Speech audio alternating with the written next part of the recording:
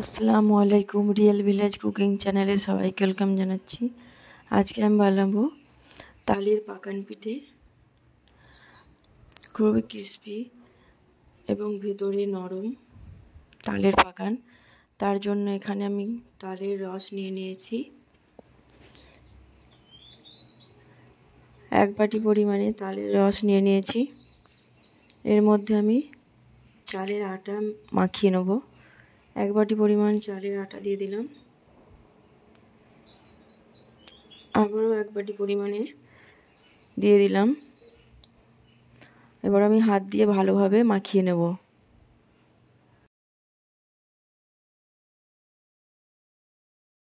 হাত দিয়ে খুব ভালোভাবে মাখিয়ে নিতে হবে, কোনো লাম্পস না থাকে। প্রথমে আমি চেপে চেপে হাত দিয়ে মাখিয়ে নিচ্ছি।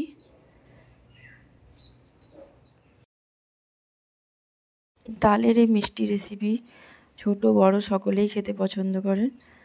আপনারা পুরো ভিডিওটা দেখবেন, পুরো ভিডিওটা দেখে স্টেপ বাই স্টেপ বানাবেন, দেখবেন খুব সুন্দরভাবে বানানো হবে। প্রতিটা পাকানি ফুলবে এবং ভেতরটা ভুরভুরে হবে।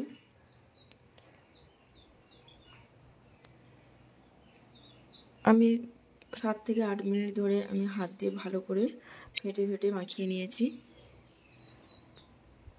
আবারও কিছুটা টাইম নিয়ে ভালোভাবে মাখিয়ে নেব।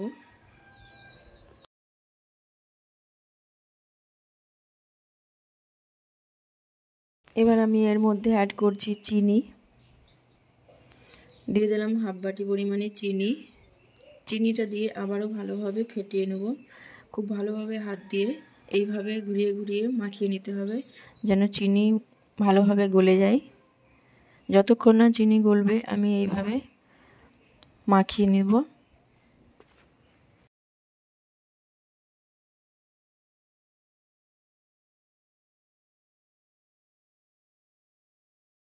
তালের রস কিভাবে বার করতে হয়, একটা তালকে ফাটিয়ে আমি একটা অন্য ভিডিও বানিয়েছি, সেখান থেকে আপনারা পেয়ে যাবেন। দেখুন চিনিটা অনেকটা গলে এসেছে।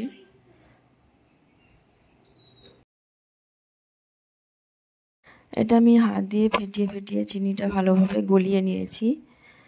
খুব ভালোভাবে চিনিটা গলে গেছে। এই দেখুন খুব ভালোভাবে গলে গেছে। এবার আমি এটাকে অন্য পাত্রে, আমি একটা গর্ত মতো পাত্রে ঢেলে নিচ্ছি।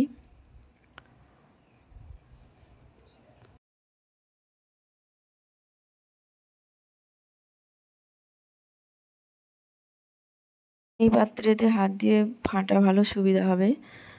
আমি আবারও ভালোভাবে ফেটিয়ে নিচ্ছি। কিছুটা টাইম নিয়ে ভালোভাবে এইভাবে ফাটালে পাকান খুব সুন্দরভাবে ফুলবে।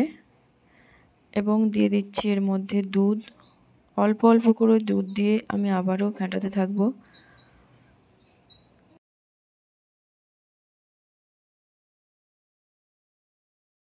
দুধটা ভালোভাবে তালের রসের সঙ্গে মিশে যায়। মিশে গেলে আবারও আমি কিছুটা দুধ দিয়ে দিচ্ছি। এইভাবে অল্প অল্প করে দুধ দিয়ে আমি এটাকে একটা ব্যাটার তৈরি করে নেব।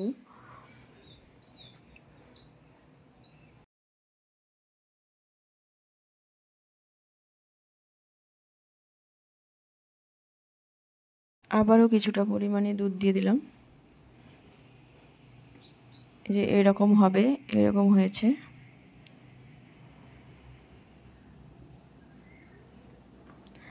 ব্যাটারটা আমার তৈরি হয়ে গেছে। আমি মোট 1 বাটি পরিমাণে দুধ দিয়েছি। এবার তেলটা আমি গরম করে নিচ্ছি। প্রথমে হাই ফ্লেমে তেলটা গরম করে লো ফ্লেমে আমি ভেজে নেব। একটা দিয়ে দিচ্ছি কিছুটা পরিমাণে। এই যে খুব সুন্দরভাবে ফুলে উঠেছে। এবার আমি এটা উল্টে দেব। এক সাইডটা হয়ে গেলে অপর সাইডটা উল্টে দেব।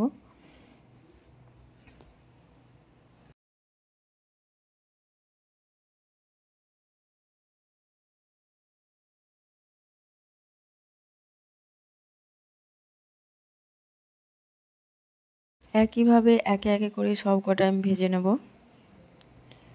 এক সাইডটা হয়ে গেলে অপর সাইডটা উল্টে দিচ্ছি।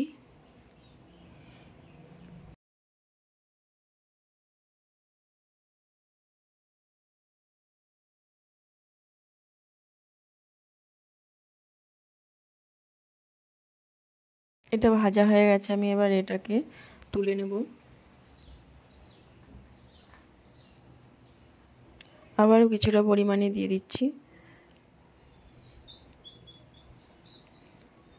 এক এক করে আমি সব কটা ভেজে নিচ্ছি।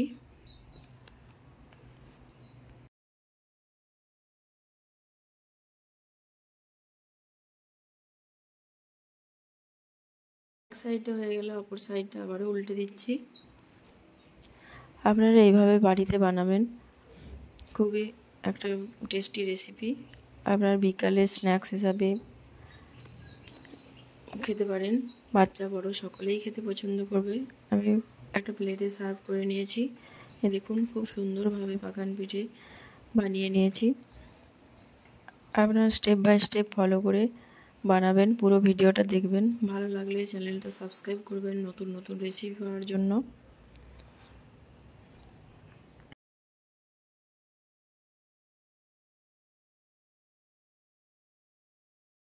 ওপরটা ক্রিসপি এবং ভেতরটা খুবই ভুরভুরে এবং নরম, মুখে দিলেই খুবই টেস্টি লাগবে। মিষ্টি একটা রেসিপি, সহজ পদ্ধতিতে বানিয়ে দেখালাম, আপনার বাড়িতে অবশ্যই বানাবেন।